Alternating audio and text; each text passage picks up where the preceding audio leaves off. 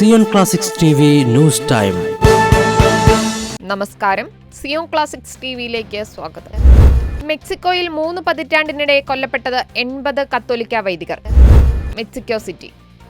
ലോകത്ത് വൈദികർ ഏറ്റവും അധികം സുരക്ഷാ ഭീഷണി നേരിടുന്ന രാജ്യമായ മെക്സിക്കോയിൽ 34 വർഷത്തിനിടെ 80 കത്തോലിക്ക വൈദികർ കൊല്ലപ്പെട്ടതായി റിപ്പോർട്ട്. ഡിസംബർ 9 മെക്സിക്കോ കേന്ദ്രമാക്കിയ കാത്തലിക് മൾട്ടിമീഡിയ സെന്റർ പുറത്തുവിട്ട റിപ്പോർട്ടിലാണ് ഇക്കാര്യം വെളിപ്പെടുത്തിയിരിക്കുന്നത്. 1990 മുതൽ രാജ്യത്ത് ഏകദേശം 80 കത്തോലിക്ക വൈദികർ കൊല്ലപ്പെട്ടിട്ടുണ്ടെന്ന് CCM ഡയറക്ടർ ഫാദർ ഒമർ സൊറ്റെല്ലോ അഗ്യുലാർ റിപ്പോർട്ടിൽ ചൂണ്ടിക്കാട്ടി. ഫെലിപ്പ് കാൽഡെനോറിന്റെ ഭരണകാലത്ത് 17 കത്തോലിക്ക വൈദികരാണ് കൊല്ലപ്പെട്ടത്.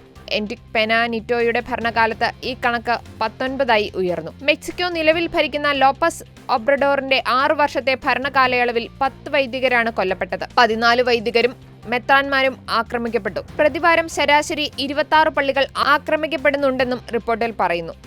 മെക്സിക്കോയുടെ ചരിത്രത്തിൽ മുമ്പെങ്ങുമില്ലാത്ത വിധം സമൂഹത്തിന്റെ എല്ലാ മേഖലകളിലും ആശങ്കാജനകമായ തലത്തിൽ എത്തിയിരിക്കുകയാണെന്നും ഫാദർ ഒമർ സൊറ്റെല്ലോ അഭിപ്രായപ്പെട്ടു. കത്തോലിക്ക വൈദികരുടെ പ്രവർത്തനത്തെ തടസ്സപ്പെടുത്തുന്ന വിധത്തിൽ ഭീഷണികൾ, കവർച്ചകൾ, ആക്രമണങ്ങൾ തുടങ്ങിയ മറ്റു തരത്തിലുള്ള ആക്രമണങ്ങളും ഉണ്ടായിട്ടുണ്ട്. ഗ്വാഡലജാരയിലെ ആർച്ച് ബിഷപ്പ് കർദിനാൾ ജുവാൽ ജേസസ് പൊസാദാസ് ഒക്കാബോ 1993 മെയ് 24 ഗ്വാഡലജാര വിമാനത്താവളത്തിൽ വെച്ച് വെടിയേറ്റാണ് മരിച്ചത്. 31 വർഷമായി ഈ കൊലപാതക പരമ്പര പരിഹരിക്കപ്പെടാത്ത ഭീഷണിയായി നിലനിൽക്കുകയാണ്. കൂടുതൽ ക്രിസ്തീയ വാർത്തകൾക്കായി ഈ ചാനൽ മറക്കാതെ സബ്സ്ക്രൈബ് ചെയ്യുക.